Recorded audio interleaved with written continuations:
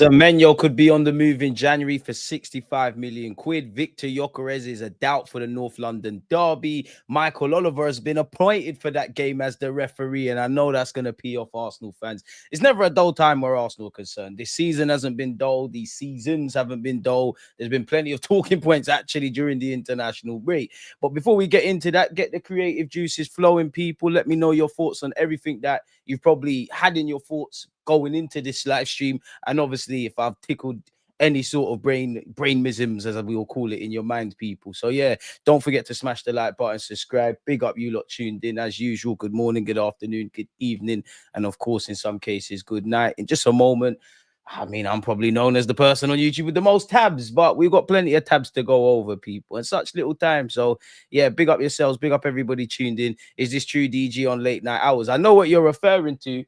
Again, this is why you should always check what you're doing, because I scheduled this last night to obviously be live at 4 p.m. But it was technically said 4 a.m. So forgive me if anyone thought, oh my God, like, what's Deluded doing at 4 a.m.? Michael Oliver needs to be fired. Always a gunner, never a gooner. I agree with you, but unfortunately, he's doing his job, innit? Referees and journalists in football, I think, are the most protected. We live in a day and age, right, where, like, I'm on YouTube. If I say Saka's rubbish, people can rebuttal that, and they might even hold me to account, for example. So YouTubers get it, pundits to a degree get it, managers get critiqued, fans at stadiums get critiqued, and etc. etc. I think journalists are some of the most protected men and women. Like, even with this witch hunt of Jude Bellingham, like, we see the headlines, we go after the media houses, we get a bit upset and stuff, but we actually need to hold account those that are writing the articles. If you're talking truth, as I always say, you know, if you're doing, like, from a footballing point of view, you win praise, you do nonsense critique. So when journalists do good things, praise them. When they're saying shaky things, name and shame is where I'm concerned. But moving on from journalists, if there's one group of people within football that are more protected, it's referees. It's jobs for the lads, really and truly. Let's break it all down.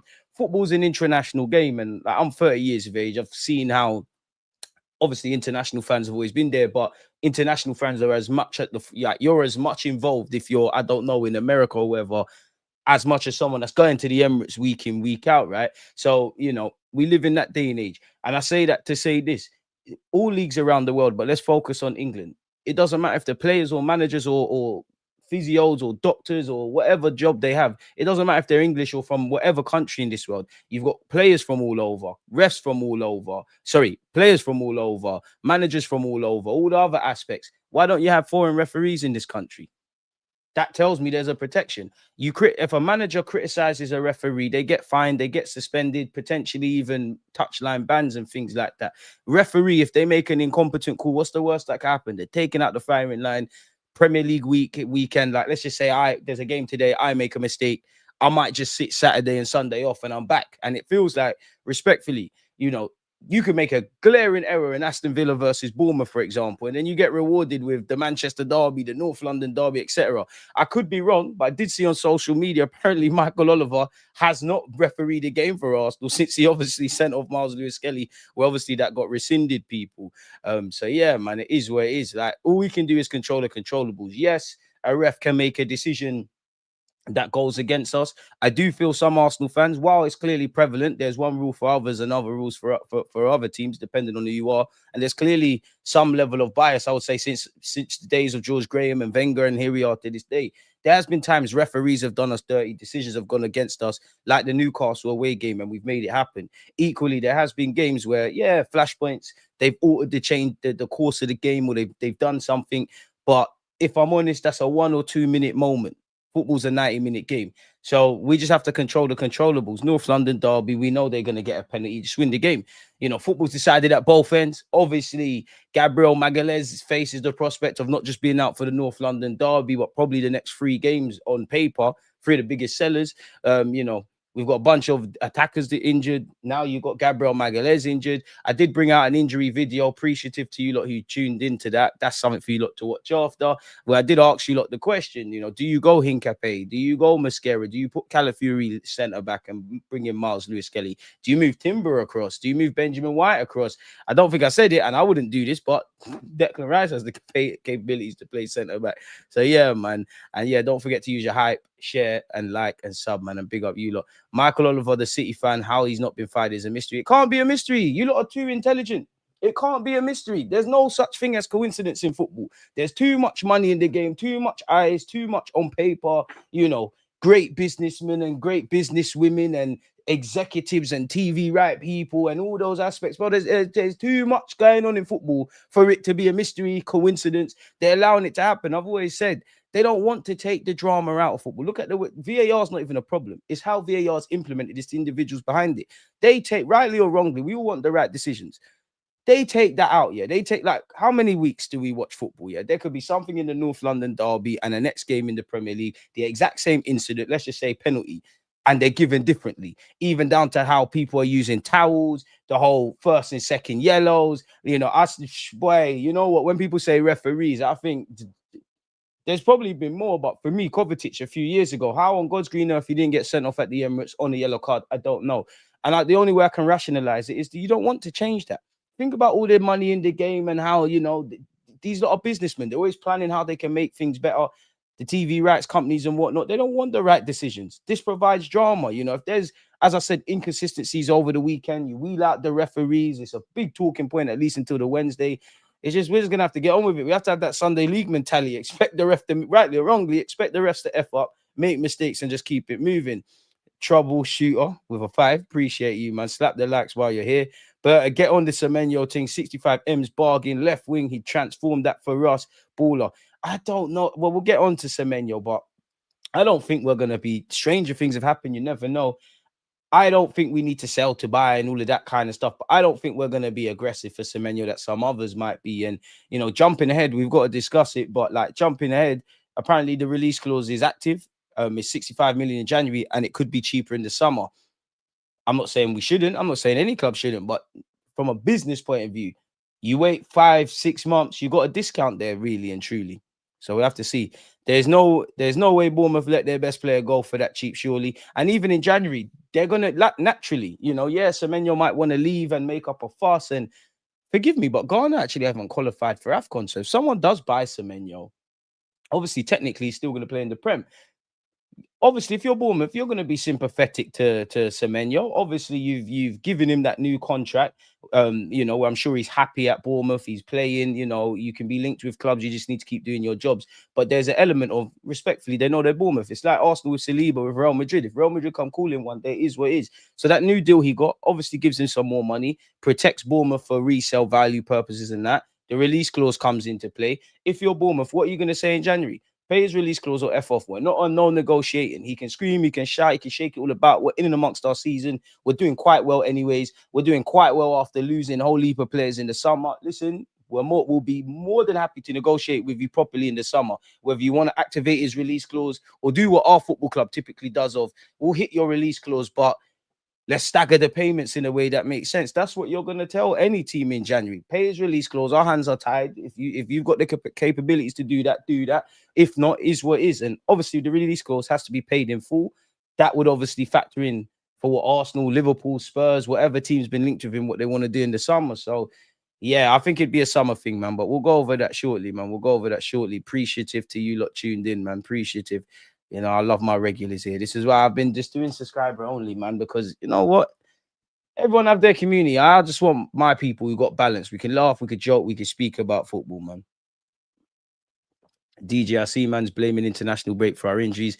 Well, who flogs them against Port Vale, Slavia, Prague, and Brighton? I hear it. Injuries are going to happen, in it. Like, there's a lot of games. It happens. Yes, there's several times, maybe not so much this season, admittedly, but I'd say definitely last season where Gabriel's Magalhaes is concerned, before his season ended prematurely.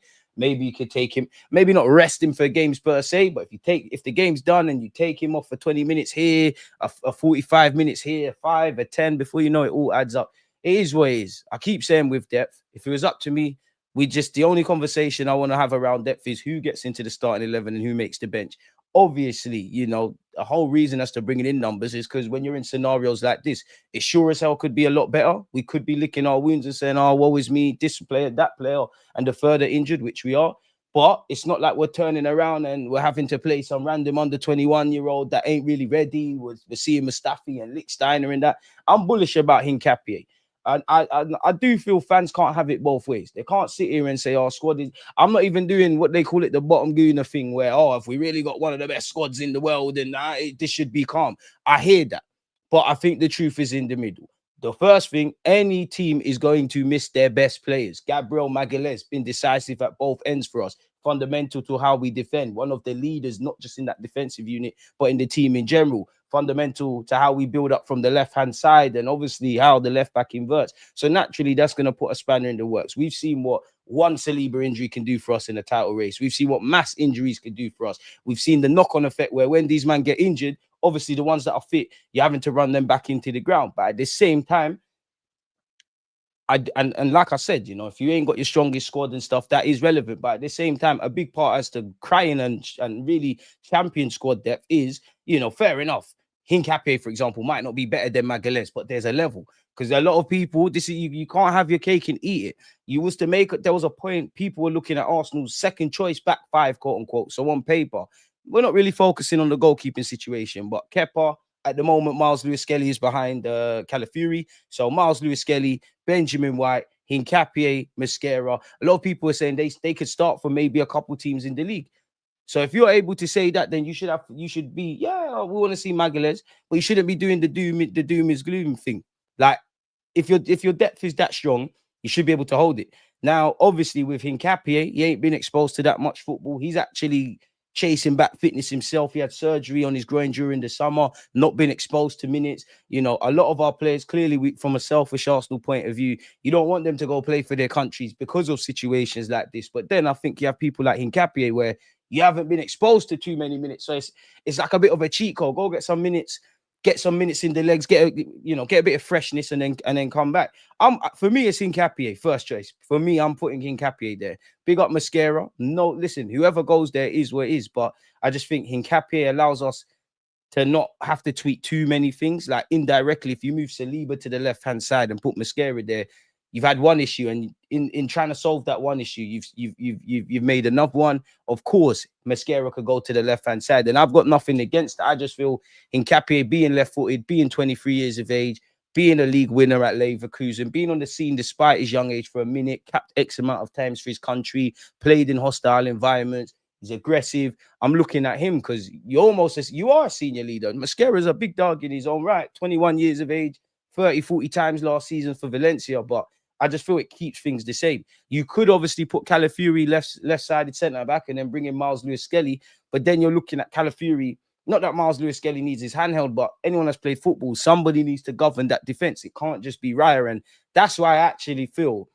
I feel there's you could say Magalhaes is our best centre-half, but I actually think it's Saliba. But I also think it's Gabriel Magalhaes because I think his absence, it's not going to make sense. It's not to say Saliba's absence isn't felt, but I just feel when you consider everything away from, or included, but everything away from ability and stuff, I think Magalhaes' leadership qualities, the fact that, come on, man, he's the big brother in that team, and obviously the obvious decisiveness in both boxes, it's a bitter pill to swallow and it's a big hole, but you have to get on with it, man. You have to get on with it. Because on paper, if I'm brutally honest with you, you don't want to hear no injuries. It's added on to what, with our attackers. It's quote unquote come at a horrible time because there's a lot of games coming thick and fast. We've played a lot of games on paper, North London Derby, Chelsea at home, Bayern Munich, whatever you think about those three teams. They're the sold out Emirates, if that makes sense. They're they're the must sees. They're three of the biggest games on our calendar. But then when you break it down, Chelsea obviously a good team. We should be able to believe we can compete even without Gabriel Magalhaes. Definitely Spurs. Obviously, Gyökeres is a bitter pill to swallow, man, because I feel whoever we play up front, you're inviting Spurs' centre-halves to be on the ball, and even Van der Ven in particular be a bit more adventurous. I covered that in the video that came out today, people. So make sure you're taking that in. There's a lot, man. It just is what it is, man. It is what it is. The entire refereeing system is terrible, from the on-field refs to the VAR officials. They want controversy. They don't want competency, bro, because there's like, I'm not being funny. Look at the TV rights money, the amount of money that clubs generate and leagues generate and all of these kind of things. They don't want consistency, man. Moaning about refs, injury thoughts. Well, yeah, I'll call it that. Trying to make timestamps, people. Big up to you lot watching it on the replay. Big up Rob as well, because I see him comment. He was watching it on the replay. Warren, where you been, man? Bless up people in these storms and cold weather. Hit the likes. I can't lie. In the United Kingdom, winter's actually starting now. Like it's actually cold now. It's actually blitz, man. It's actually blitz. So I'm not looking forward to January. Time for us to see Hincapié play as a left-sided centre-back. His chance to put his name in the hat. Take your chances, man, because I don't quite believe this. But if Hincapié takes his chance, runs with it, his form is out of this world, it's not a thing where Magalhaes is fit and you're straight back in. It's what we need. I would start Mosquera at left centre-back, flip a coin between MLS and Hincapié if Calla isn't fit. I think Calla's cool for the North London Derby.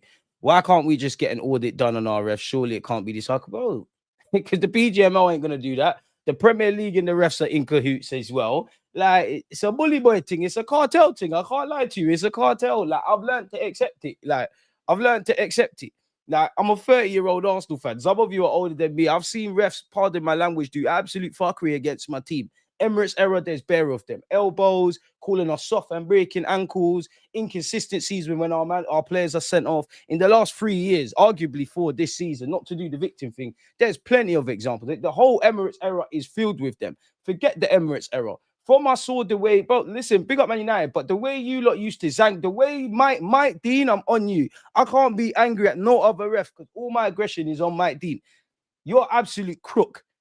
Arsene Wenger, the realest thing he ever said is, when I die, I need to ask God where the referees are before I decide if I want to go hell or heaven. I wouldn't go that far, but you get the point, bro. We've seen the mad thing. We're used to this. Like, we're used to this. I do think, and then don't get it twisted, I do think some Arsenal fans are certified victims and always crying about referees and stuff. But what they're not going to do is gaslight my Arsenal fan base. And of course, there's probably been decisions that we've benefited from. Maybe Magalhaes at Newcastle, if I'm honest with you. But we definitely get done more dirty. And to be honest, I don't care about no other clubs, because when we've been talking about these referees, you lot called us victims. Now you lot want to back it. I'm not here for it. Saying that, though, I do think some clubs get more favourable decisions. But yeah, Michael Oliver has awarded significantly more reds and yellows versus Arsenal than any other team. And this is what annoys me, Charles, because obviously, cool, you know what? To be fair to referees, people make mistakes. You're human. I can cut you that luxury. What I can't accept, though, is acting like they're not human. And why I say that is to say this: if you're a human being, whether you're a referee or whatever, these referees, they follow football just like us. I don't know who they support and whatnot, but they follow football just like us.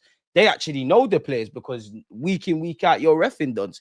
Let's just say, like, and that's where the unconscious and conscious bias comes from. Let's just say I don't know, I think Amad Diallo's a bit of a diver. He goes to ground very early. He's legitimately been fouled. My unconscious bias is not to give that penalty because I think he's a diver, where, I don't know, I think Cole Palmer stays on his feet, sort of thing. So I'm going to give it to him. That's one thing that jars me. But audits, all that stuff, dead. You're never going to see it. When I see foreign referees rock up in this league, then I might think, oh, maybe, you never know. But audit, Lanks, myth. Won't be us in for Semenyo. Semenyo, you'll never walk alone. Boy, you know what? Liverpool, you must then. Already spent the, but you're not greedy, man. Semenyo will be good at Liverpool, to be fair. I mean, all the clubs linked with Semenyo, innit? Every time Man City is in the title race, PGMOL brings out Michael Oliver, Chris Kavanagh, and Paul Tierney to deal with Man City title rivals. Boy. But I'm not going to sit here and lie. I'm not disagreeing. But referees are not the reason Arsenal haven't won Premier Leagues. Yeah, we've been done dirty on occasions, but yeah, just seen they remove Gyökeres' injury on foot mob. I'm not going to lie, Arteta, I need this to be mind games. Because, yeah, I need to see Gyökeres, man. I do think Marino would start, but I do think you need to have a proper striker against Spurs, because I don't want their centre-halves on it. Even if Marino's there, against Spurs, Gyökeres, obviously not just going to stand on it. Press Van de Ven. Let Romero have the ball. Let Puro have the ball. Puro wants to get the ball, and there'll be a gap. Trossard's in great form. Don't let me get started on set pieces. I'm not shook at Spurs still. And even going back to what I said, yeah, on paper, Chelsea, Spurs, Bayern, bigger games, you want to have all your players around you. But of all the three, and I know form goes out the window, and yes, I'm never going to give Spurs credit because I'm an Arsenal man. I'm proud and all those things. But I can't lie to you, man. Even if I consider worst case scenario, yeah, and I look at what on paper our team could be to be in that game at some point, excluding subs. We're led to believe Calafiori is going to be there. So Raya, Calafiori, Timber, Saliba. I'm going to go with Hincapié, Zubamendi, Rice, Eze, Saka, Trossard, and Merino through the middle. I'm not going to lie, against Spurs, I think you lot can get the job done. I don't think they're good like that. Like, they're not a bad side. You definitely can't sleep on them, as much as I don't want to give them that. But Gabriel Magalhaes' injury doesn't shook me on top beyond the obvious, because he loves a big game. He loves the North London Derby. I thought he'd score from a set piece again. I think all our FPL sides are feeling the effects now, because one of our more consistent and reliable men. Chelsea, you more want Magalhaes there, if I'm honest with you. But I feel we should have enough to be competitive. Bayern's the one I'm looking at. To be fair, though, some of our best results in the last 2-3 years haven't necessarily been achieved with our strongest 11, just like the 2 legs against Real Madrid. Bayern's the one I'm like, oh yeah, I want Magalhaes, if I'm honest. Oh, I want him all the time, but you get what I'm talking about. You get where I'm going, man. Nice to see your back, Warren. Timsy, how are you a mod? You don't need to stop changing your names, because I don't know who's who. You need to verify yourself. Someone get his passport, please, DG Nation. No, Arteta is the reason for all this, with the lack of rotation when they're all fit. I hear you with that, but it's a myth, bro. Like, rotation for what sake? Beyond the obvious, because you know I'm not an idiot. We've played, 17 games in all comps, 11 or so in the Prem. Rotation, I am not on rotation for rotation's sake. The team's been winning games. You need to have consistency. Now, I'm with you with, he could be subbed, he could, them kind of things. Definitely last season, I'm sure can't even remember, but we was running away with it in the second leg against PSV. Wouldn't take him off, but you can't have it both ways. You can't have the team adding, fluidity and consistency and continuity, and everybody gets a game and everybody gets rest. You will see that kind of thing. It is where it is, man. How many attackers are we getting back? The way I feel right now about Arsenal, boy. Broski, Sadiq, big up yourself. I don't know, man. It's just, you know what? Until this morning, I thought, yeah, Gyökeres is defo there. Now I don't know. It's one way you wish you was Mikel Arteta. I don't know for Gyökeres. I don't think Odegaard will be there. I don't think Kai will be there. But there's been radio silence about Kai. I'm kind of more hopeful on Kai than a couple of others. Martinelli is 50-50. I hope so. Who else is missing? Only Noni. If I had to put money down, I'd say Noni, just because we saw rumors he could have been involved against Sunderland. But then we also saw that around Gyökeres, and they were saying, oh, international break, cool off for a sec, you'll be back. God knows, man. God knows. I trust the process with Mascara to fill in for Gabriel. Don't get twisted. If Mascara starts, it's calm there. I'd put Calafiori left-sided centre-back. See, this is why, obviously, you want Gabriel back, but look what we're talking about. Calafiori moving across, bringing in Miles Lewis-Skelly, 2 international level footballers. Hincapié, international Premier League, hope so, in May.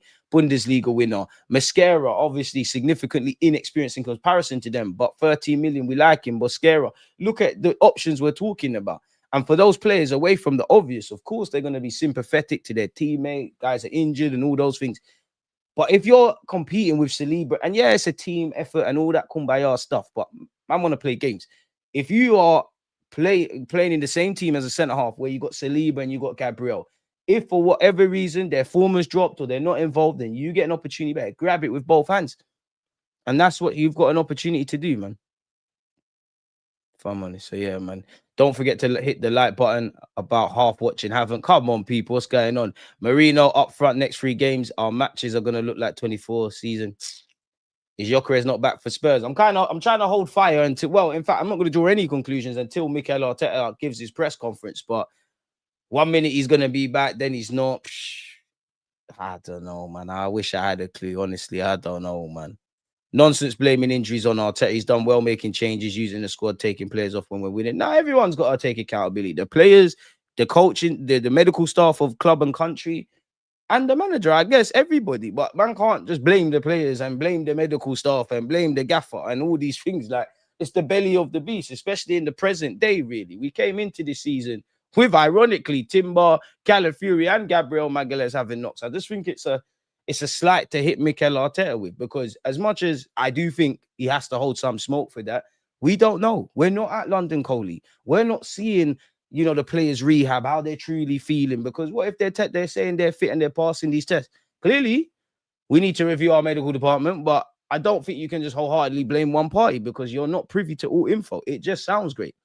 And to be fair, if anything, man can't blame, I wouldn't blame Arteta for the Gabriel Magalhaes injury. Maybe not resting him, but it's well known. You and Calafiori, you're carrying knocks. like several players across several leagues now at this point in the season, you've been, you know, it's come to light now during the warm-up and all those things in the build-up to Brazil's game. He's doing separate sections by himself. They've played you they've kept playing you, they've kept training you. You've gone down, you know, after so X amount of times where you've had contact. It's if anything, it's the Brazil FA. And then you look at the Italian FA, what's the difference? The first bit, they got a bit shook.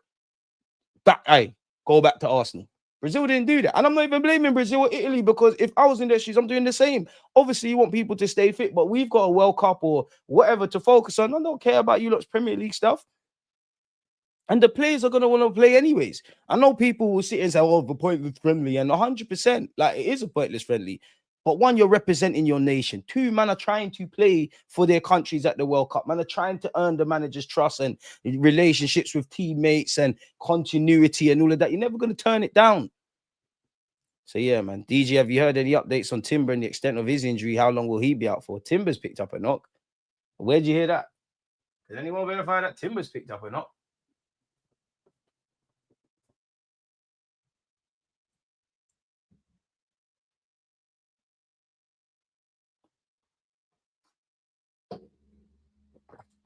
Timber's a religious man. God got you in it.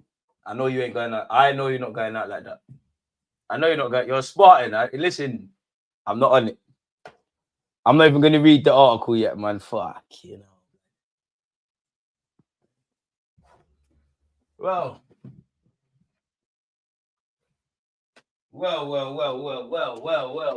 Let's get some water. Stay hydrated. Anxiety going through the roof and that. It's calm, man. It's calm. It's calm. It's calm. It's calm. It's calm. It's calm. It's calm. It's calm. Ben White, get warm. Can't lie, Arteta. You need sign me. I can get game time still. I don't want to play against Elise and all them, man, though. Just let me play in the League Cup again. Oh, no, I don't want to play against Palace. I get bullied by Arteta at set pieces. Boy. That's one big annoying thing about being a fullback, but we move, man. It's calm, man. It's calm. Big up, DG. Just joined your live stream. Always happy to be here as you're one of the realists. Appreciate you, Lavon, man. And if I'm one of the realists, it's because of supporters like yourself, man. You lot are a reflection of the channel. You can ask for a ref not to ref your game. True. And to be fair, I see Liverpool immediately after the City game, they sent in some sort of statement. We need to start doing that, but is what it is. Mascara is the preferred reserve centre-back for Arteta and has played mainly left centre-back at Valencia. I think we'll play in Gabriel's absence. Run that. I'm cool with either one, man. And yeah, man, Anthony Joshua, Jake Paul, it's a money thing. Big up to both of them getting their P's, but yeah, man.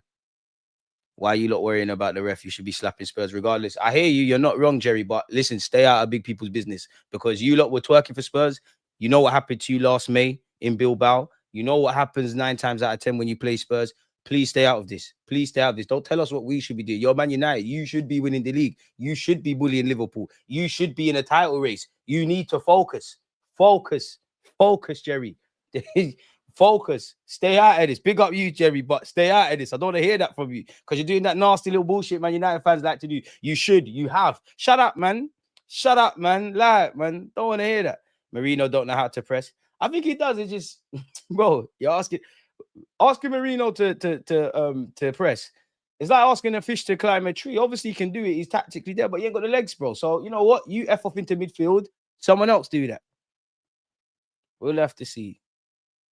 DGF, all fans that didn't want Glock 14 now crying that we miss him. The disrespect my striker got from our fan base was mental.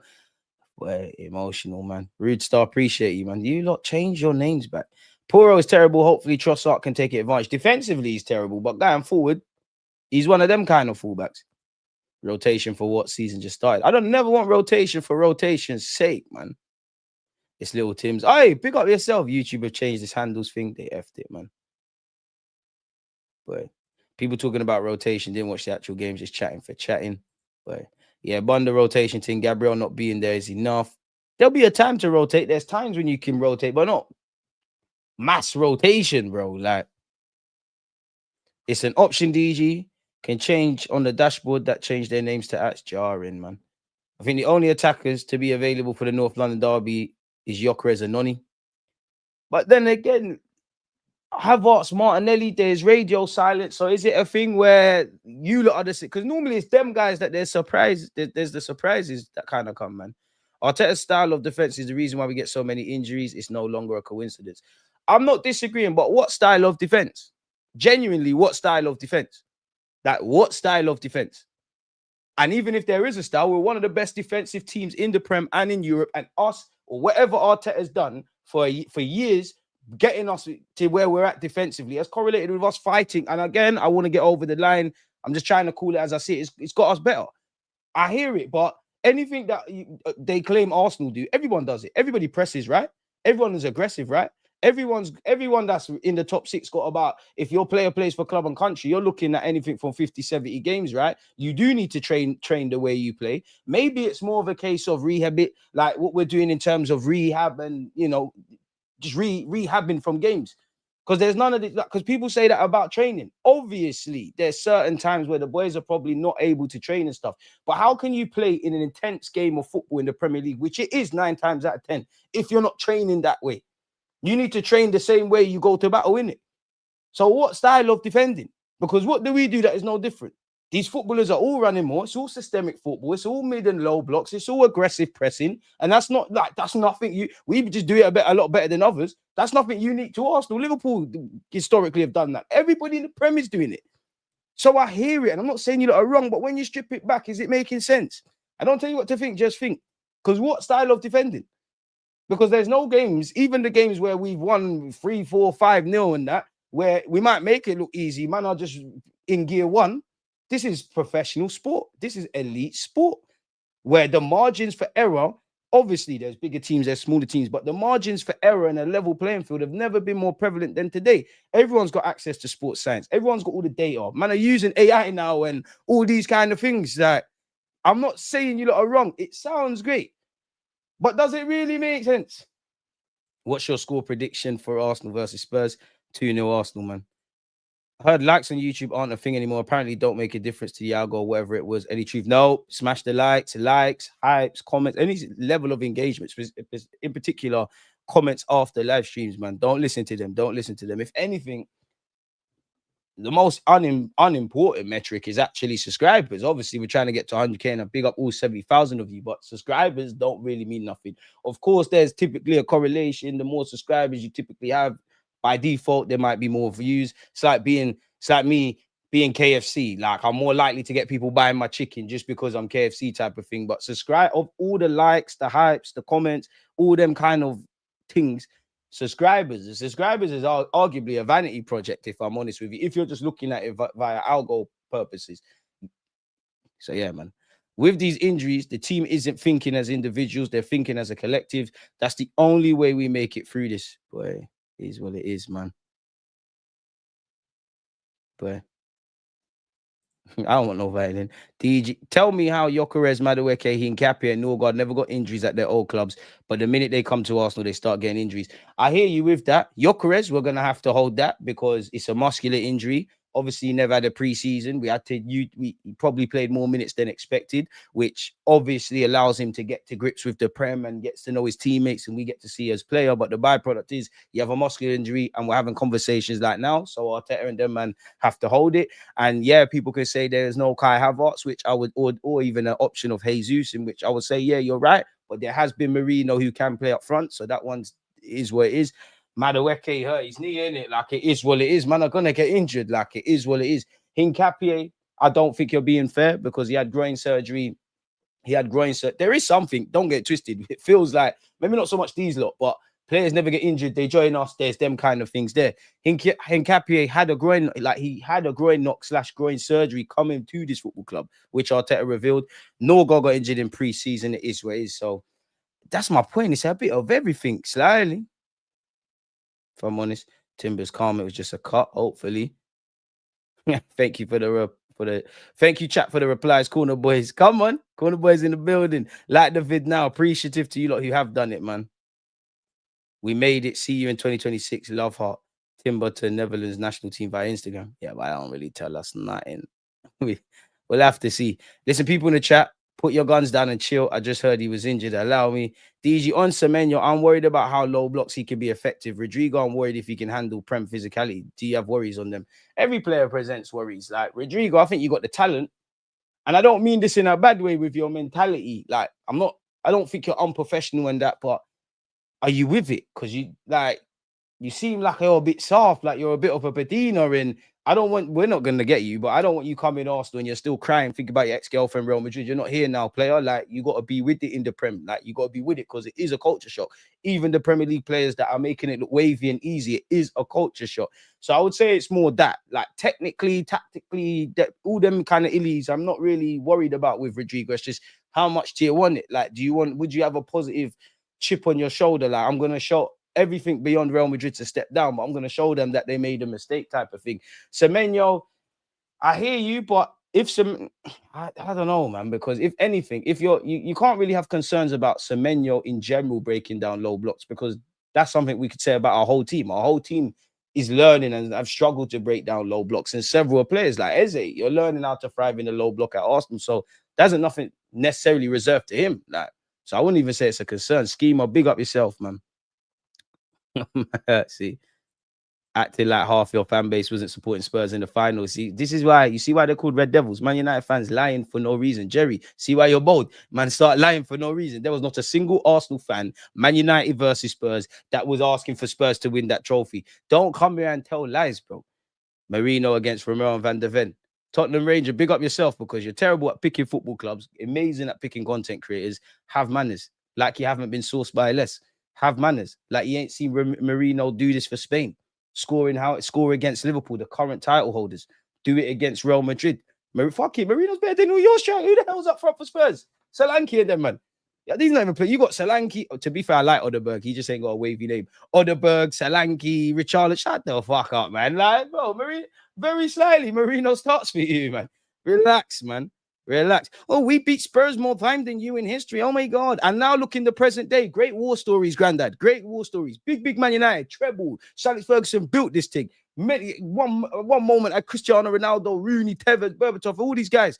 Can't beat little old Spurs with Brennan Johnson. Stop the war stories, man. It's not black and white TV anymore. We don't care about back in my day. I walk past guys like you every day when I'm going home, like the olders that had the fancy cars and the machinos and that. Now they're nitties. Come on, man. United, come on, man. Come on, man. You don't love us. You don't love us. Well, go for Cunha and Sesko, all sorts of quids, barely any goals. What we doing here? Hey, man. You know what? Let me not entertain Ranger and Warren, man. The pagans, they're just, I don't know what's going on. I don't know why. You know what, Warren? you know what? Your team's got shit decision making, but I'll give it to you. Somehow you've managed to just keep your name somewhat how it used to be. Riley, big up yourself as well. Jake Paul versus AJ going to be like that movie Great White. That's just a payday. I ain't watching that. AJ's gone out sad, man. But not really sad. You're making bread. Rival fans have taken the chat over. We welcome you all to DG Nation. We must win these 2 Premier League games coming. You know what? With the injuries and dropping points against Sunderland and obviously Newcastle, if Newcastle can't beat City, that 4 points gap, not that I look at the league table, gets cut very quickly into a point. God forbid you don't get a result against Spurs. There's all the pressure going into Chelsea. You could say Bayern, but well, yeah, Bayern as well. But Chelsea, Brentford focusing on the Premier League, and there's going to be twists and turns, bumps and bruises, bro. Like, you could lose the next 2 games and still be in with a fighting chance of the Premier League. Equally, if we go and win the next 2-3 games, feet on the ground, just keep moving. But it's falling on deaf ears. Style of, I'm genuinely asking. I'm not saying you're wrong, but what style of defending? Like, what style of defending? Yeah, I did see Zubimendi, man. To be fair, Wirtz has got 1-2 assists for Germany in the recent break, man. So, yeah, man. The same people screaming rotation will be balling if we drop points. This is the game, man. The White Walkers are coming to the Emirates. Man, I ain't scared of no Lily Whites. Thomas Frank breads us. He's still breading us. Thomas Frank's going to get mashed up, man. Next year, I'm focusing on Brentford and them, man. Man said Spurs. The forwards constantly pressing mixed with improper rotation. The rotation and subbing makes more sense. The pressing, bro, how? They're like, you have to press in today's day and age. How you have to. PSG press, Arsenal press. Xabi Alonso at Leverkusen presses, and Real Madrid press a lot more. Hansi Flick's got people pressing. Fucking even Amarin's got it. Spurs' pressing's got better. City press. So I'm not like, you have to press. You have to give your maximum. Man can't go into games like, let me not press in the 10th minute because I need to conserve my energy. My XG needs to be there in minute 25. I'm not knocking it. I'm just saying, like, it's not making, like, bro, you have to do that. Like, you genuinely have to do that. our attackers literally defend as well. We have our attackers running up and down, trying to attack and defend. No wonder our defense is good. Get ready for the meltdown when you get fists up. Don't run. Don't run. Don't. All I ask is don't run. The rotation thing, I hear it. I do hear it. But I won't be looking at the pressing. Like, it's going to happen. Like, it's going to happen. And even when we started getting better as a pressing side, same thing happened to Klopp. Maybe I think it's something more to do with how we rehab and all the recovery and I guess indirectly rotating more than actually what we're doing on the field, if I'm honest.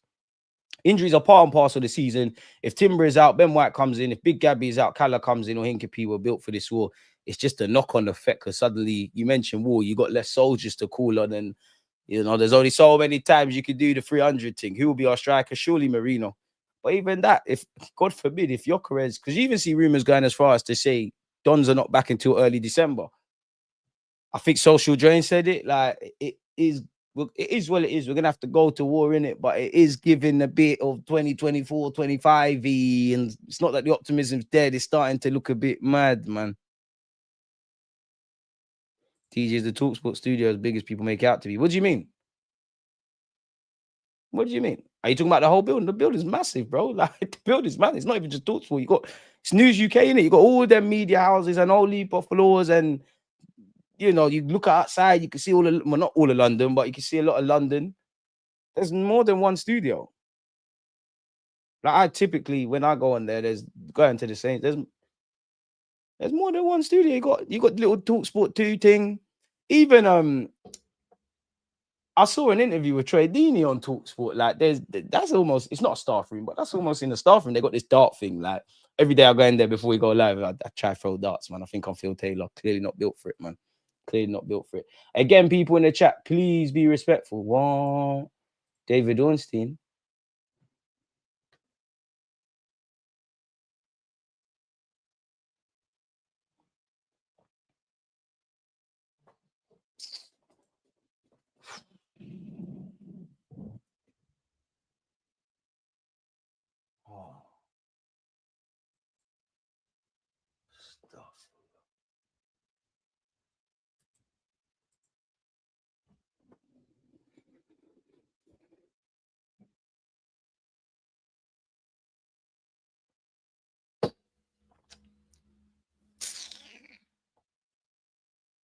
Sucks, man.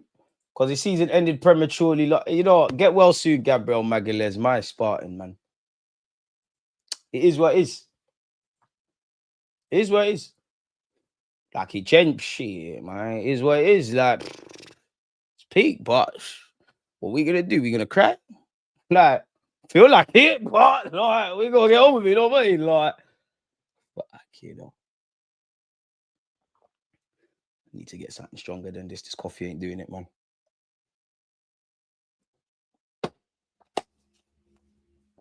Mascara, your time. Incapié, your time.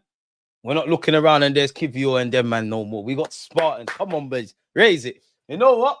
Brother, we're here, man. We're here, man. Forget that. Corner boys in the building, man. Someone else step up and be decisive in both boxes. We're here, man. We're here, man. You ain't seen people get injured before. We didn't die last year. We didn't win shit either, but we didn't die when them injuries happened. We all knew the worst when Saliba got injured many years ago and Holding and Kivio had to come in, but we didn't die. We're still here. To live is to suffer. And right now, we got to do some suffering.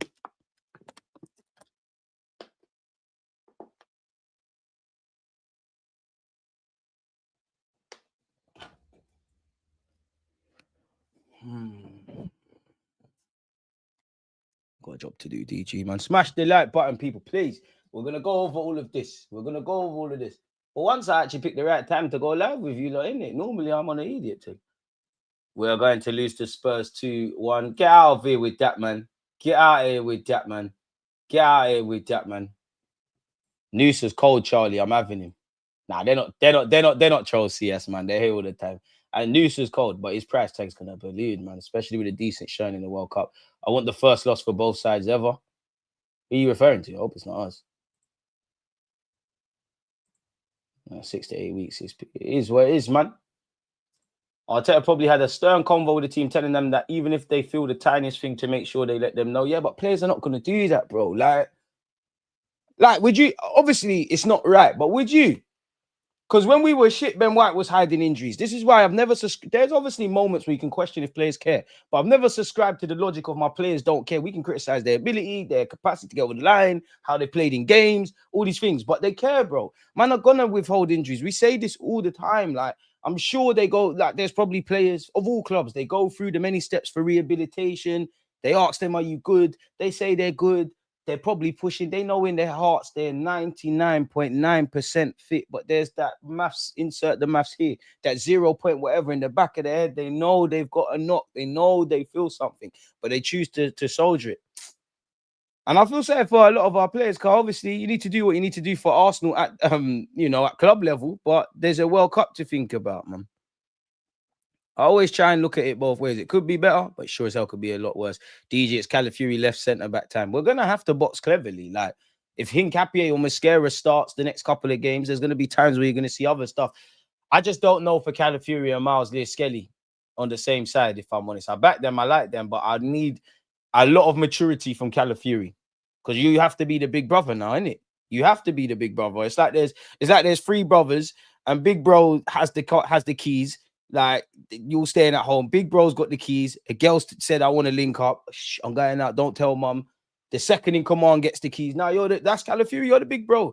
And it's mad because last season, Calafiori's the youngest in the side when you exclude Wanyeri and Miles Lewis-Skelly. I'll back you lot. Rate you lot. You could argue Calafiori's in a stronger position. Get it done, man. We are bigger than United, 21 leagues and 6 Champions Leagues. I hear that, but I weren't born in the 80s and all those sort of things. So you'd have to leave it with them.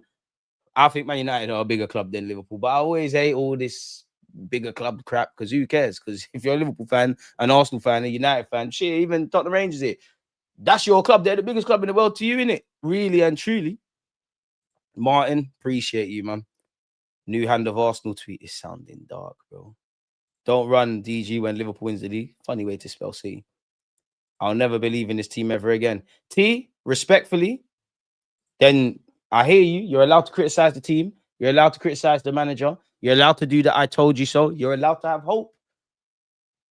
But if you're not with what's required from all of us this season, regardless of how peak it gets, I don't care if every one of those players in that squad is injured. I don't care if Raya's gone. I don't care if we have to put some under 14s out. I don't care how impossible whatever we're looking. By hook or by crook, we're going for it. And if we don't get it done, shit, we don't get it done. But we need to leave every fibre out there. And I demand that from myself, from the players, from the gaffer, from anyone connected to Arsenal. And if you're not on that, if you're not built like that, if you ain't got that in you, stay at home, stay indoors. Because it's dark out here. It's cold out here. People are dying out here. If you're not ready to go to war, stay at home, man. Stay at home, man. Please. Spurs can have a better defense than us. All that, you can say all that stuff. Great for them. Don't give a monkeys, mate. Our corners ain't the same no more, boy. It's darkness, man. Spurs' most prestigious club in England. First team to do the double. That's great for them. Black and white stuff. When you have Saka in your team, you have all it takes. Players have to step up, man. We died, man, but we're still here. We're breathing. I'm not saying it was easy, but we're breathing, innit? It's darkness, man. But it's what it is. You knew this was what you thought, man. You thought this whole team was gonna stay fit, no shots on target, no goals conceded, bare 3 points. You thought life was just like that. Ain't easy, like 1, 2, 3, man. It's dark out here, man. Just when you know what, yeah, take me back to the Newcastle game until kickoff against Sunderland. Because everything was just, yeah, they were the talking points, but was maneuvering. Now, still maneuvering, but it was getting a bit scary. It is what it is, man. It is what it is. It is what it is. People, let's share my screen. Before that, though, I've been told I need to throw my hat into the ring for this. Nominations for the National 2025 Football Blacklist are now open. I'm going to drop a link. Vote for the guy, people. I'm going to vote for myself after this. All you have to do is obviously put, you lot would be the nominators. You just slap in Deluded Gooner. You do that. Make sure you click one to watch, people, or media. You could use my email, dgnation, because it's got 2 O's. Somebody had the normal one. You don't have to put my phone number or your phone number. You do have to put my socials, or it could be Twitter, it could be whatever. And why I nominated, like, yeah, this is what I did in it. Like, CJ, my name, is one of the most authentic, articulate, and impactful voices in modern football media. In a landscape often driven by clicks and personalities, DJ's built a platform rooted in insight, integrity, and consistency. His tactical breakdowns, calm delivery, and ability to analyze football with nuance makes him stand out as a genuinely respected voice. Across 24-25, DJ's featured on TalkSport, BBC The Sun, Inside Gooners. I really should have listed a lot more. Could put you away for as well. Arsenal focused platforms and more. Each appearance showcasing his clarity, professionalism, and ability to engage audiences. We get an award which can get slapped here as well, people, if we get it. His work earned him a prestigious SJA, which is Sports Journalists Association nomination, a rare recognition for an independent creator and a sign of his rising influence within the industry. With 70,000 plus subscribers, DG's growth is fully organic, trust me. Built not on controversy, trust me, or clout chasing, trust me, but on quality. He constantly uplifts others, which I tried to do. Spotlights young players, supports grassroots conversations, and brings a thoughtful, grounded presence to the football space. DG represents the next evolution of black talent in the UK football media. Informed, respected, community-minded, and undeniably influential. He strengthens the culture by showing that excellence and authenticity can coexist. DG isn't just adding to the football conversation, he's elevating it. And my Arsenal fans, for all the Arsenal content creators, yeah, you know what happened when I went on TalkSport. I defend the thing. So yeah, vote for the guy. It's just me. Look at the way man's writing, punctuation and that. You see when I sit down and kind of wavy sometimes. Probably a bit bipolar, but I'm kind of wavy. No, job's not done, Karma. We need to get involved in that. We need to get involved. So I'll drop the link here. So yeah, if you got 2 minutes, big up to you lot who have.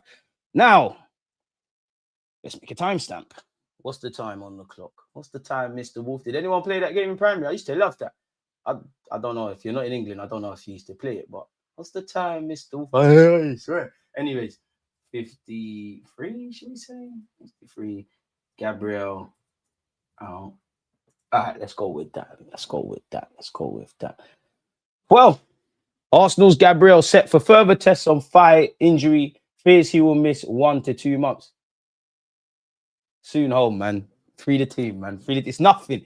How many games is he missing, though? Like, before that, 1 to 2 months, yeah. Listen, God's got you, Magales. We got to remember, it's tests in it, and stuff's provided. Gabriel, what I would say is push yourself, but don't push yourself. I know you want to play. I know you want to be back and all of that sort of stuff. But remember, we need you to not only get fit, but stay fit, and you've got a World Cup to think about. But if he's out for 1 to 2 months, North London Derby, Bayern, Chelsea, Brentford, Villa, Bruges, Wolves, Everton, Palace in the League Cup, Brighton, Villa on the 30th of December, Bournemouth away. Pardon me, yeah, it's dark, and you're coming back at some point in Jan, innit? So what we penciled in, well, 2 months would really and truly be around this point, innit? So Nottingham Forest away, Inter away, Man United at home. But yeah, skipping back to the article. Gabriel is set for further tests after sustaining a muscle injury in his right thigh, with concerns that he faces between 1 and 2 months out. The 27-year-old picked up the injury while on international duty with Brazil last weekend. He was substituted in the 65th minute of Brazil's 2-0 friendly win over Senegal, which was hosted at the Arsenal Emirates Stadium. After receiving treatment for several minutes and appeared to be in pain as he departed the pitch, holding his leg as he walked to all my Brazilian boys are gone.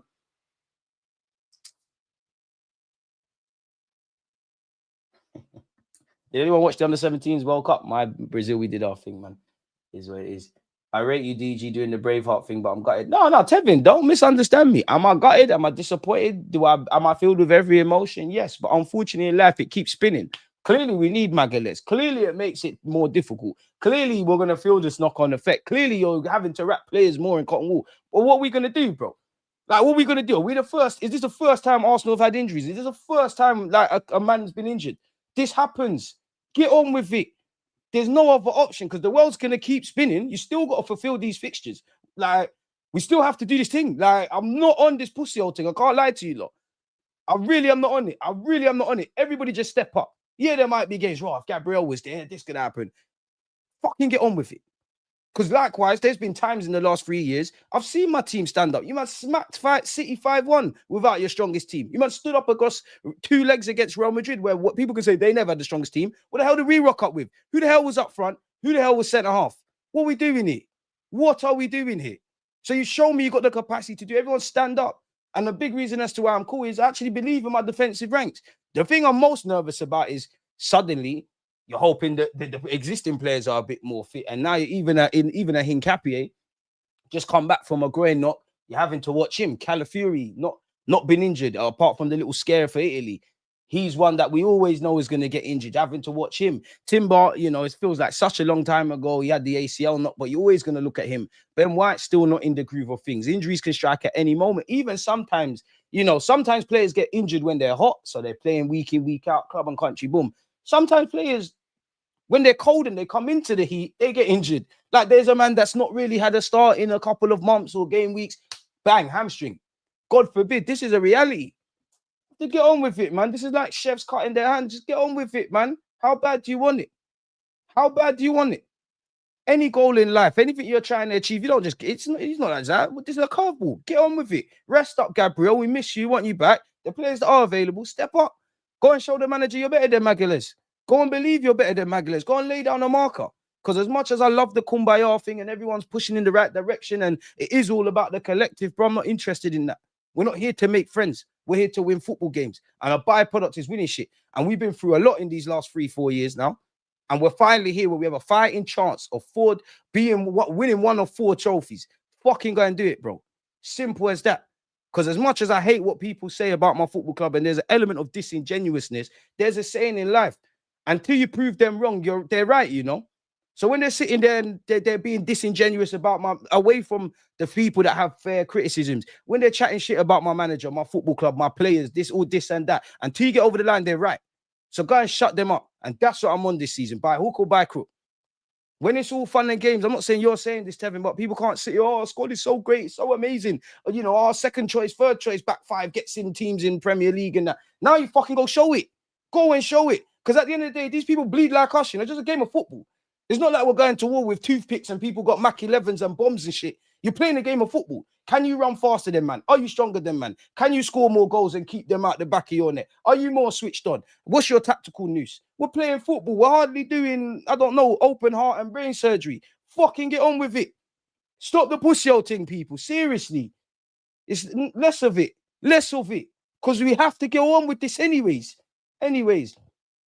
Brazil subsequently confirmed the right thigh injury and Gabriel had withdrawn from the squad and will not be available for Tuesday's friendly against Tunisia and Lille, France, which ironically we bought him from the team Lille in France. Sources briefed on the injury, speaking on the condition of anonymity as they're not authorized to do so publicly, confirmed that further tests are required to discover the full extent of Gabriel's injury, but initial estimations suggest he will miss a month or two. So it's like going court. You go with the guilty playing it with I'll take buy armor for the month thing, now, innit? But again, further tests.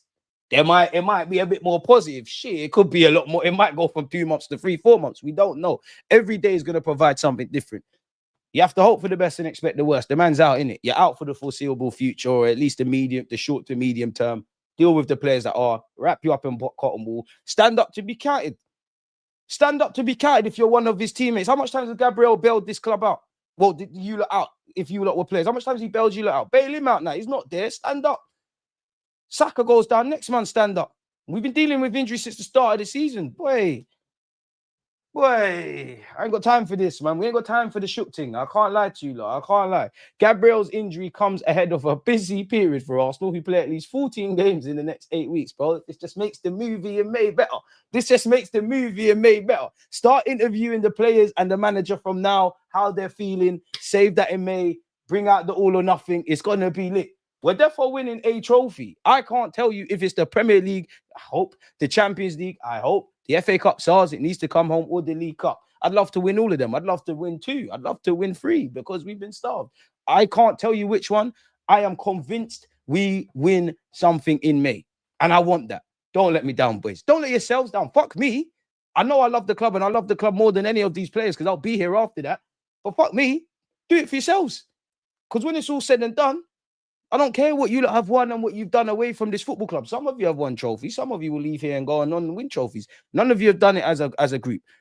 And whatever way we wrap it, in the 3 years prior to the season, we're obviously in whatever way you want to wrap it, for whatever reason, fundamentally, you had a goal in August where you wanted to be in May. You weren't there. You had to sit in that feeling, in that stench, in that feeling of disappointment. Don't let that be your future in May of 2026. It's down to you lot.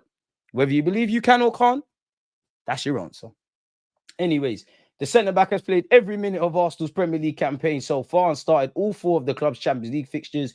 He has made 227 appearances for the club, scoring 22 times since joining from Lille in 2020 and signed a contract extension until 2029 in the summer. Arsenal have seen several players miss time this season through injury, including Gyökeres, Odegaard, Madueke, and Martinelli. We return on Sunday to Premier League action, people, where we're playing Spurs. Then we've got Bayern Munich 3 days later, and then we've got Chelsea. Boy, how we'll cope without him. The loss of Gabriel is a big blow to Arsenal ahead of a busy run of 9 matches within 31 days. The Brazilian centre-half has been one of Arsenal's best performers thus far. Not only is he dominant in both boxes, but he's a leader. The only consolation is that this is an Arsenal squad with more depth than ever before, particularly at the back. One solution could be to draft in Christian Mosquera. Obviously, he's deputized brilliantly for Saliba. There's obviously the option of Hincapié. There's obviously Calafiori. Get on with it, man. Get on with it. Gyökeres remains a doubt for the weekend. You know? But to be fair, we ain't seen nothing said by David Ornstein. We just can't catch a break, fam. What's this? Fears Gabriel could be out until January, huh? Well, this is said could stretch to January. The exact severity of the injury and timescale for recovery will be finalized in the coming days, with Gabriel undergoing further assessment. I mean, you know what, Arsenal? To stop the nonsense, you lot are our best just leaking this to the David Ornsteins and whatever in the next few days, purely because it's one less not the right word. One less thing for Mikel Arteta to have to really go in depth about on, I assume, Friday, because we're playing on a Sunday. And as we know, people, despite their position as Premier League leaders, I never knew that. Don't look at the league table. Arsenal have seen their season beset by injuries to crucial players: Odegaard, Madueke, Martinelli, Havertz, and Gyökeres. Is this really happening? You know what? Word to 50 Cent. When it rains, it pours, man. And they ain't got Gabriel Magalhaes here for some reason. But yeah, injured attacker as well. To be fair, he's probably one of our goal scoring attackers. Man. Carlo, you did us dirty, man. You did us dirty. Does this, obviously you can't go back in time, but does this provide any food for thought, if this makes sense, people? Gattuso has given Arsenal an injury boost and shown Carlo Ancelotti perhaps what he should have done to prevent Magalhaes from suffering an issue with his adductor. We all know he came off against Senegal. Where is it? Bad, I don't know. Where is it, man? There's a part here. Gattuso later confirmed that Calafiori had returned to Arsenal before the match. He made reference to the fact that it would have been unfair to his club and the player himself to push him while carrying a problem. Well, there you have it.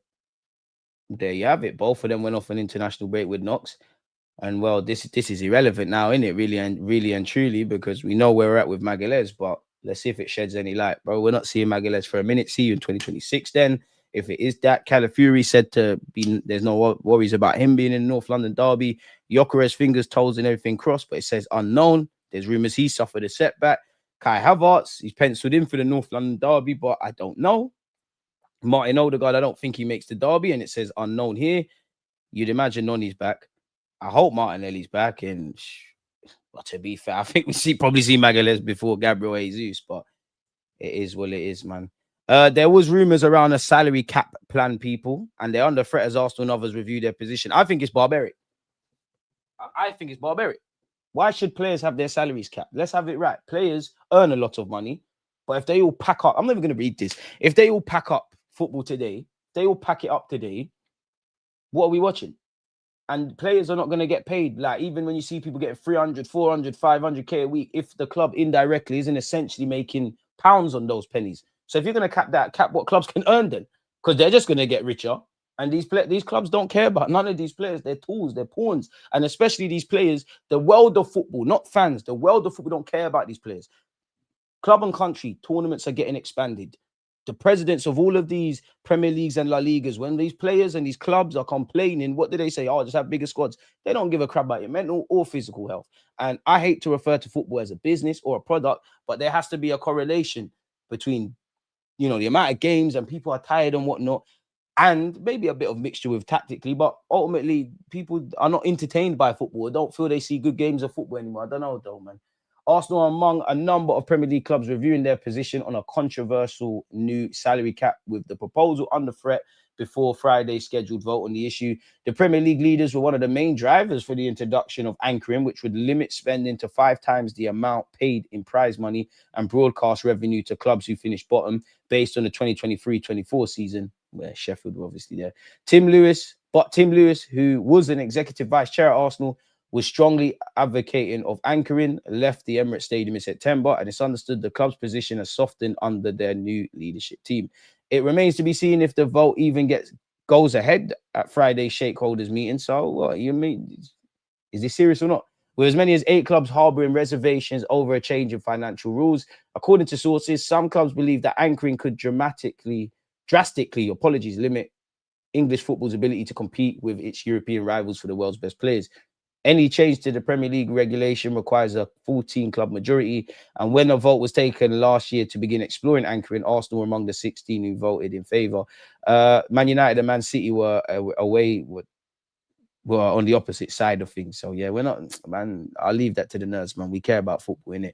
It's understood that all 6 players, Kai Havertz, Gyökeres, Martin Odegaard, Gabriel Jesus, Martinelli, and Noni Madueke are likely to be available by early December.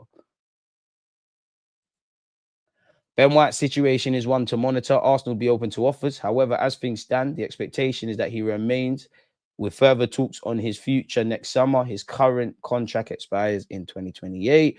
It's understood Arsenal are aiming to get Jesus fit enough for some playing time next month. December would be.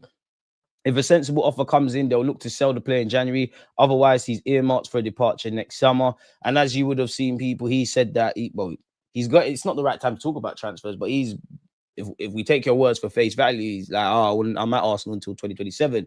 If a significant offer arrives for Martinelli, particularly from Saudi Arabia, Arsenal would listen. After spending big last summer, the club are conscious of the need to recoup money from selling the first-team player. Nwaneri, I told you, lot, this could be something for January. Nwaneri could be considered for a loan move in January. The club are conscious that he needs consistent senior minutes to continue his development, and January may offer an opportunity if the right environment becomes available, people. Fabrizio Romano does not foresee any complications during Arsenal's contract talks with Declan Twice, Declan Beckham, Declan Wilkinson, or Declan Rice, as he's referred to as. I mean, we know he's in line for a new deal, people, so we're not going to waste time on that. Thierry Henry, when asked who is going to win the Premier League this season, as a fan, I'm going to go with Arsenal. What kind of question is this? I'm going to have to go with Arsenal, obviously, because I do think we look solid, a little bit less against Sunderland. I love when he says we the other day, but it's time for us. Hopefully it can happen. I hope so.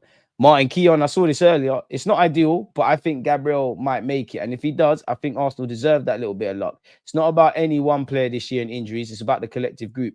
If someone else is injured, Mosquera will have to come in and do a magnificent job, because Gabriel and Saliba are the best partnership in Europe. Never mind in the building. Come on. Semenyo, boy, big up Semenyo, but that's what I thought we'd be talking about. I actually thought Semenyo last night woke up Gyökeres, and we've spoken about their stuff, but it's looking like a Gabriel, like no one don't really care about no January transfer signings right now.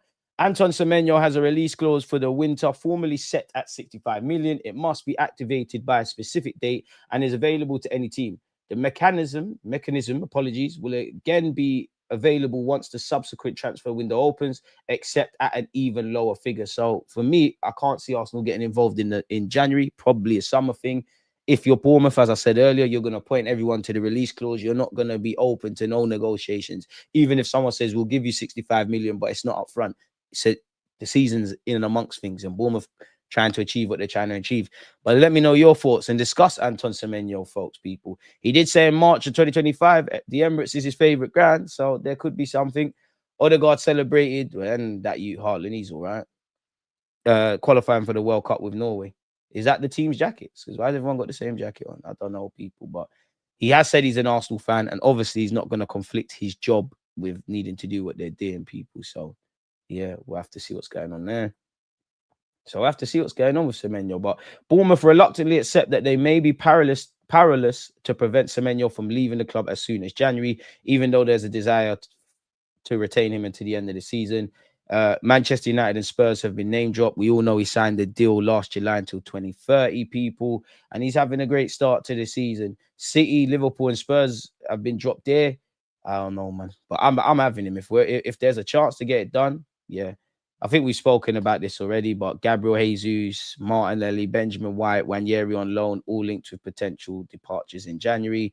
There's still conversations around not just Declan Rice, but Bukayo Saka and Timber and signing new deals, people. Arsenal are set to rival West Ham for the signature of Timber's brother, Quinton. Liverpool are the only favourites for Semenyo after Ornstein bombshell, with Arsenal close to FFP limit. So, yeah, we probably have to wait until the summer for that. FA Youth Cup third round opponents confirmed. Our under-18s will begin this year's edition of the FA Youth Cup against Mansfield Town. We wish them all the best there. We've been linked with Rodrigo Mendoza, people of Elche. I'd have to do my research. Can't tell you about him, but he's 20 years of age, according to this. Juventus, City, Real Madrid, Valencia, as well as Arsenal seem to have an interest in him. Everybody's scouting everyone, people. So, yeah, we've actually been linked with some twins, people. Arsenal are stepping up interest in highly rated twins Edwin and Holger Quintero from Independe de Valle. I mean, ain't that they're a good Ecuadorian club. The Ecuador Talent Factory is proving a rich stem for European clubs keen to unearth gems. Obviously, Hincapié came through there. Kenny Perez, who's obviously at Chelsea. Caicedo, who eventually rocked up at Chelsea. And Chelsea seemed to be signing another 16-year-old centre-back. Oh, gosh, what happened there? The Quintero brothers have moved through the levels in the same age group at 16 and have been monitored by Arsenal scouts for the past 12 months, people. So bring them. Edwin Quintero is a quick and skillful right winger who can also play in midfield and has even drawn comparisons in style to young Neymar. Bring him. Holger often works in tandem with his brother, but prefers a more central attacking role. Again, he is skillful, quick, and technically good. They've been capped by Ecuador at youth level and caught the eye of their club in the next generation and Sudamerica tournaments. Bring them. Bayer Leverkusen and Sevilla are said to be interested as well. I mean, they couldn't move to Arsenal until they're 18 unless we can bugs it. Football 365 has said Arsenal have settled on an offer of 60 million euros with a further 20 million in achievable bonuses for Real Madrid winger Rodrigo. Xabi Alonso is willing to accept an approach as the Brazilian has not established himself as a starter this season. Rodrigo's only played 24% of available minutes for Real Madrid this season after hardly featuring at the Club World Cup. So there you have that. Timber has broken his silence. He's basically said he's okay, people. So there's that. Again, in terms of how I feel specifically in like condensed views in relation to Arsenal's injury things, then check out the video I uploaded. Come on, you lot, subscribe, hit like buttons, press hypes and everything like that. Tomorrow, serious video out for you lot. The season so far, about 40 odd minutes somehow. Imagine I tried to make it 10 and then I realized I've got 40 minutes of footage. I thought, you know, epic. So you lot will see what I have to say about the season so far. The Prem is back. So it's only right that we do that. And of course, people, please don't forget to vote for the boy in this. So yeah. But the biggest news is that. Ah, man. Man. It is what it is, man.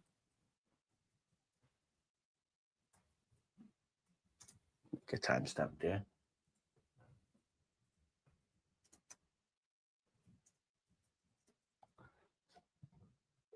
Sorry, people. I'm in my own world with this injury.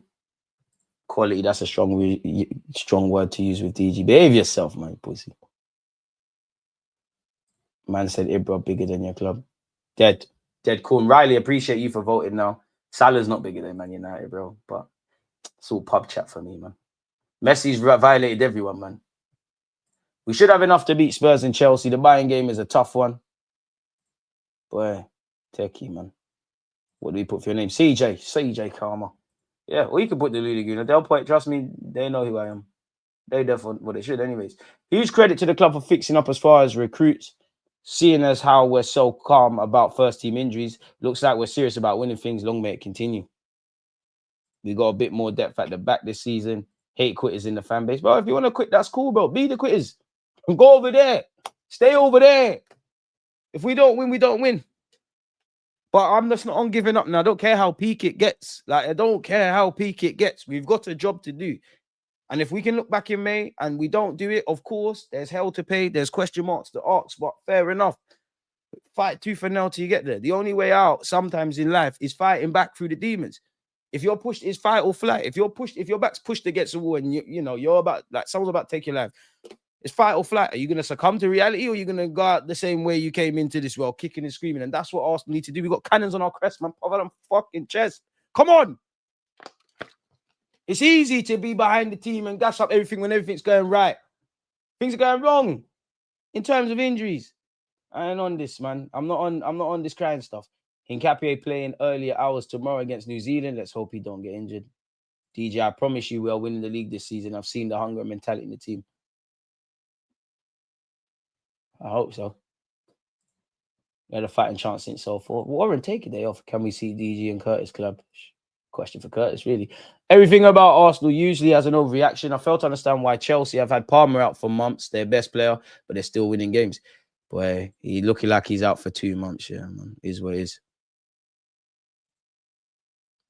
No, the point is you can still win games with key players at 100%. This is peak. He's our best player. Saka ain't nowhere near as important.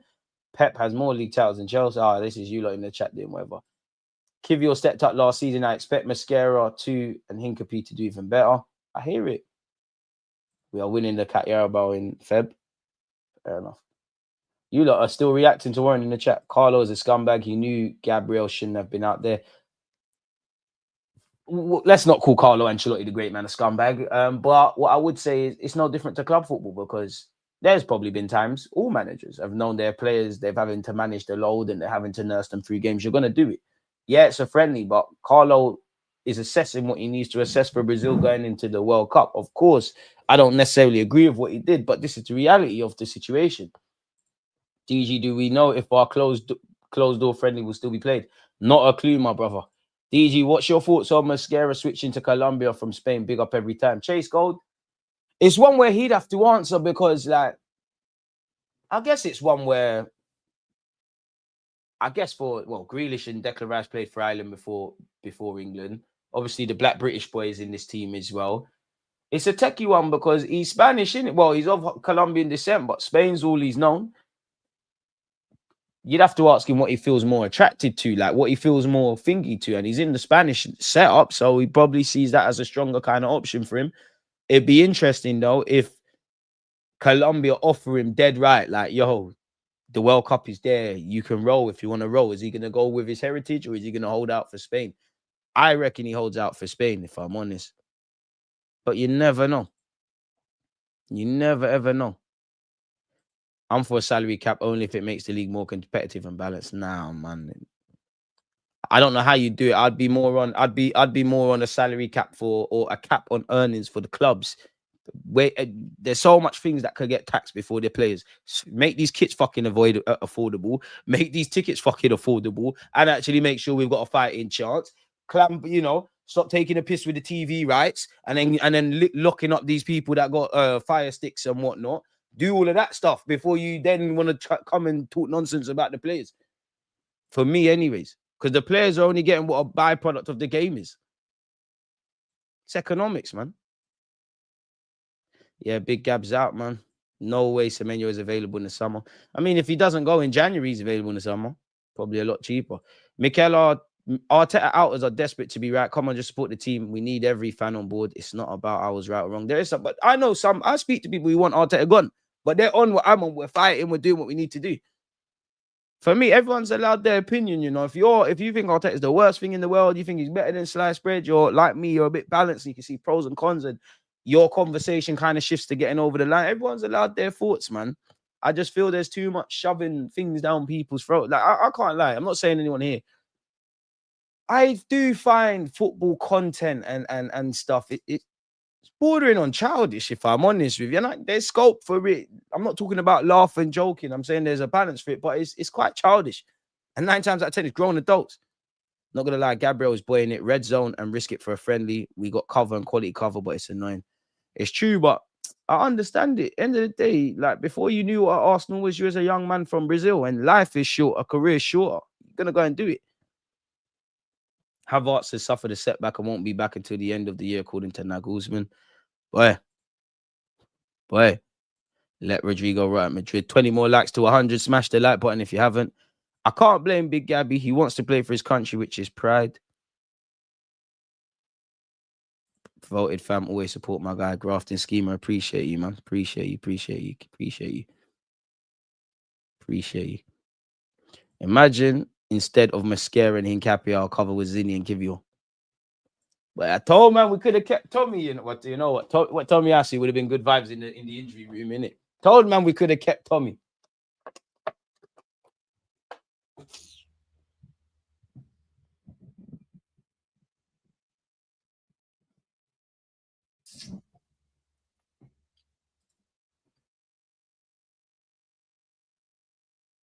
My guy, Gabriel, you know.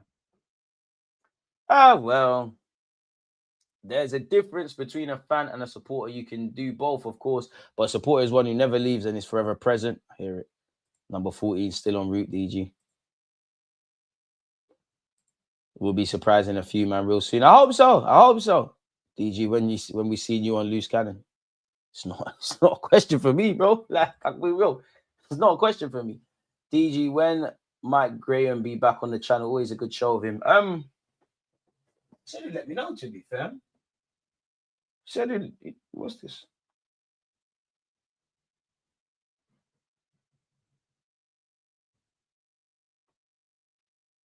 When did I last met? Big up Graham, man. Every time. Big up Uncle Graham, man. You're right. It's always fantastic. Graham, Uncle Graham. 11th of November, he said, okay, DJ, I'll come back to you. So, yeah, man, I'll message him next week or something, man. Get him back, man. Graham's part of this, man. See him back. My point is, you don't have to be the best team to win trophies. I hear it, man. Under 21's captain. DG, no justification. What did Carlo learn from the game about Gabby that he didn't know before? Lost respect for him. The fact he apologized, said it all guilty, man. He's obviously going to say sorry. Probably not, but I don't know tactically what he's trying to do. I don't know what he's trying to do tactically. I don't know what relationships he's trying to build in defense and how that ties into the team. Obviously, I'm sure Magalhaes wanted to play. You're in your backyard. I don't know. And also, you need to make sure whatever you're doing, you've got less time than a club manager. So I understand it. But yeah, it's jarring, man. It's jarring. Gabriel took that risk. I'd get it if it was a qualifier, but for a friendly, yeah. But listen, Brazil's a beautiful country. When Gabriel Magalhaes wins something at club and country next in 2026, I don't want to hear no one say him. Sometimes you have to take the risk. Might be unpopular opinion, but Gabby and Timber are most important defenders in the team. If Saliba got injured, I wouldn't be this stressed. But DG, do you think the Reggae boys will qualify for the World Cup tonight? Bro, I'm shook, you know. Where's my JA shirt as well? I've got it ready. I've got it ready. I'm shook, you know. I'll be real, I'm shook. Because Carousel, they look 30. They're 30. But I've got it ready. It's inside out, but it's ready. We're winning, bro. Unique qualities in the building. Pray for Jamaica every time, people. We're winning that. Fuck them man there, man. Fuck them man there. You know we're the landlords of the West Indies, man. Hey, it could get dark, man, because I'm seeing Nigeria hold cool and like I don't want to get bants, man. What do you think of Madueke playing on the left? Probably gonna get more football there if Saka's fit in it. Rivals want us to cry, but it's not Rob Holding coming in. We've got real quality backups. Saying, and then we got to ask James to get you on there next time he's here. Big up James, man. Did you see how calm and composed Mascara was at Anfield? He's already been tested. Let's do his thing, man. We must. Bro, I'm shook, bro. KJ, I think it might be dark for us, you know. I think we might crumble still. I think we're susceptible to crumbling, but listen, God bless us, isn't it? Like, God bless us. Brazil ain't winning nothing. They're dusty. Used to have the 3R, some jolting. Now, listen, don't bread us. Jamaica, Brazil, England, one of the three are winning the World Cup. If not, then I didn't say this. This is all AI. I thought that Havertz news was a joke. End of the year. Nah, where? Are you not being serious with that? To be fair, nah. Come on, Joe. Come on. Allow me, man.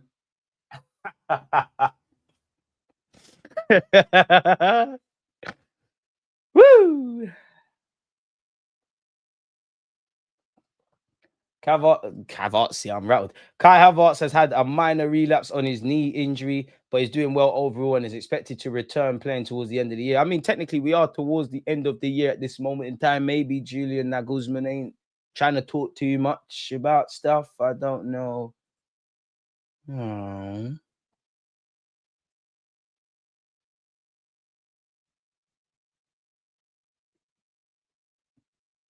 How much? And you know what? Yeah, by my standards, I've actually had a bad day. Like again, the video that's coming out tomorrow at 9:15, I had to keep exporting. It's about 40 minutes long. For some reason, YouTube is saying it's 12%. I tried to send a very important email today. It's getting bounced back. I got my money back, but I got charged twice for a bill as well, like for one of my bills, which I don't know why you thought you could do that. And then they trying to tell me you can't send my bread back. What are you talking about? Just bare little things have been happening today. Now we'll obviously discuss what we're talking about. Now you got Jamaica with a must win.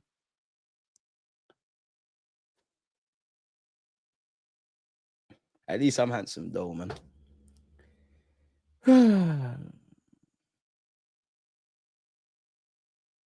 How does he announce that before I don't know. Arsenal November curse, what's new? True. It's all falling apart again. Erling Haaland, Ballon d'Or, Charles DG.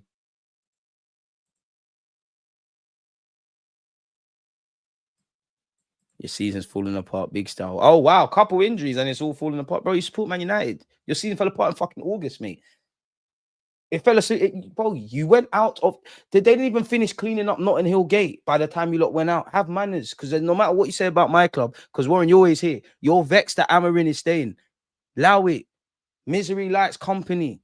Stop doing that. You see, people like me and Arsenal fans in life, we deal with our own stress. We don't look down on the next team.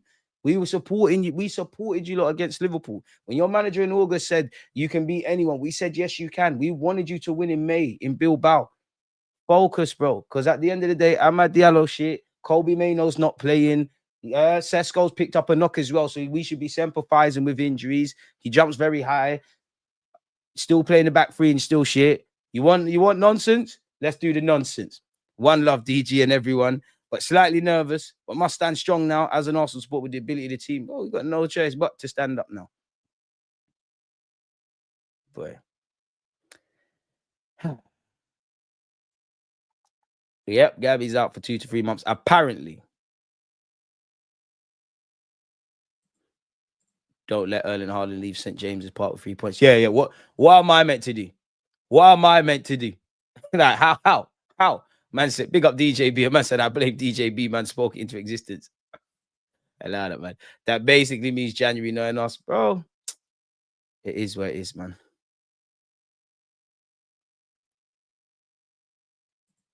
Let's wait for Arteta's press conference. I'm sure we'll have some few surprise. Yeah, but you know Arteta's on bants, man.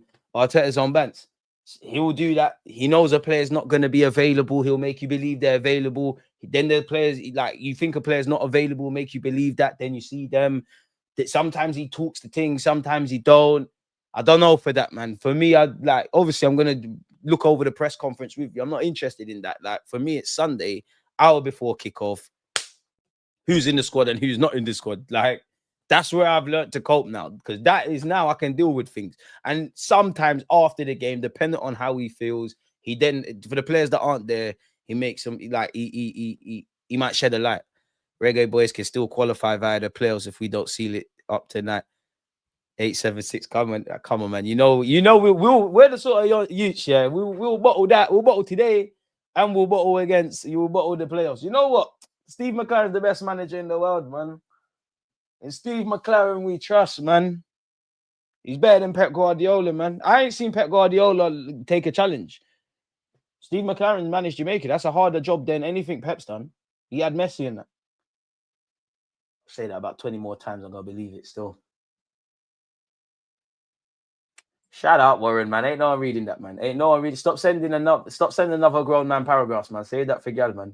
I have to take it there. I'm on the petty thing now. I ain't reading that. We'll bottle the playoffs, DJ. I don't trust that route. Trust. We need to do it tonight, bro. Like Langston said, come on, reggae boys. If we don't do it tonight, I'm shook. Oh, fuck them. We're moving to them, man. Jamaica I can't even spell Carousel or whatever it is. Where are they in the FIFA rankings? I know they're not on what we're on. I should know this as well. I'm moving mad. FIFA ranking. Where you look? Where you look? Well, Wikipedia says you're currently 86. You man not dead, bro. You man not dead. I was 68, man. Hey, move to them, man. Move to them, man. I don't know they're starting. Move to them, man. But you know what? Yeah, they probably have them. You know them players that don't play for Holland and that the techie little Dutch players. Oh,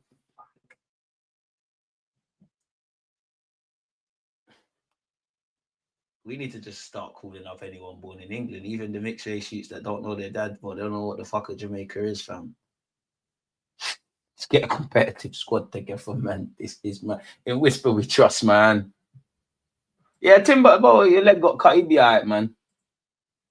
He'd be alright, man. People get cut every day. He'd be alright, man. He's tough as old boots, Timber, man. I can't lie to you. When I'm hearing what's going on now with Havertz and Gabriel, Timber, I love you.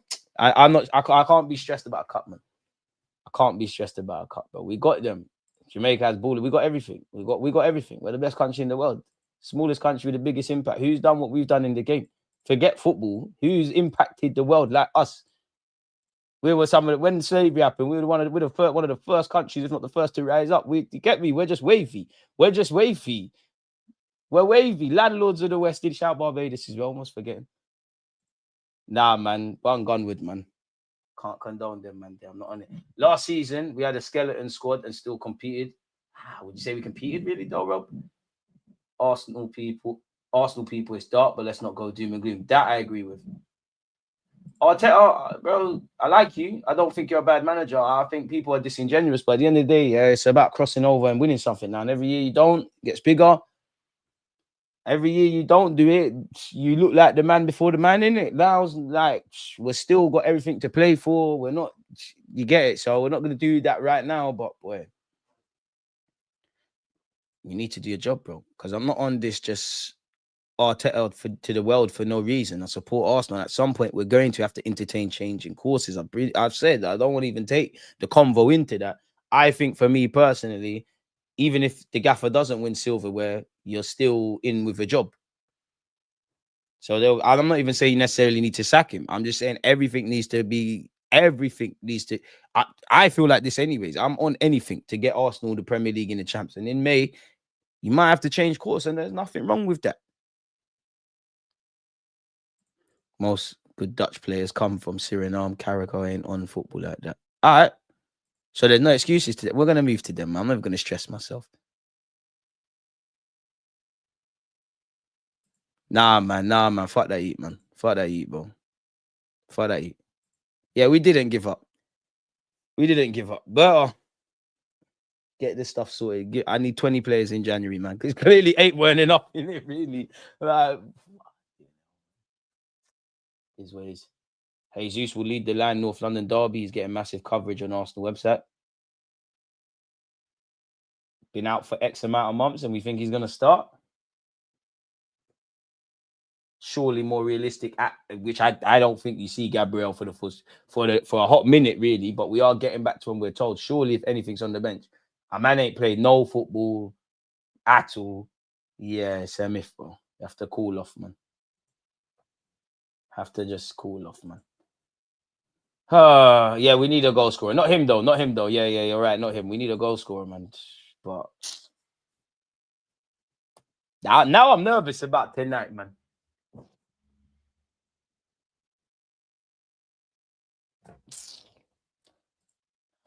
Is what it is. Madueke will be on the. I'm confident with Noni. I've said that. I'm confident Noni's going to be rolling, but the rest, I don't know, people.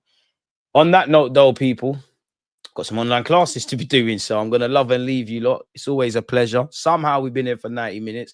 You know, whether you don't support Arsenal or do, the banter, the serious talks, everything, man. It's a pleasure to have this platform. It's a pleasure to endeavor to grow it. And without you lot, it's nothing in it. So, yeah, man, appreciative to you lot. Most importantly, I hope you and your loved ones, you know, are pushing through with the week and you're in good health and continue good health and all of that. Well, like I say, it's thank you, man. I actually hate saying goodbye. I don't know how to say goodbye, man. but it's a goodbye for now. But Arteta, bodies are dropping like flies. You might have to make a free transfer. We're gonna miss Gabriel. Against this right back, Charlie, definitely.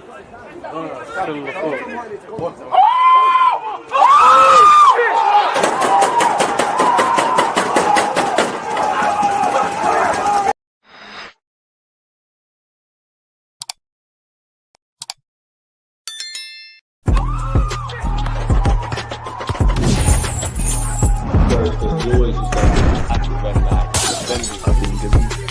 think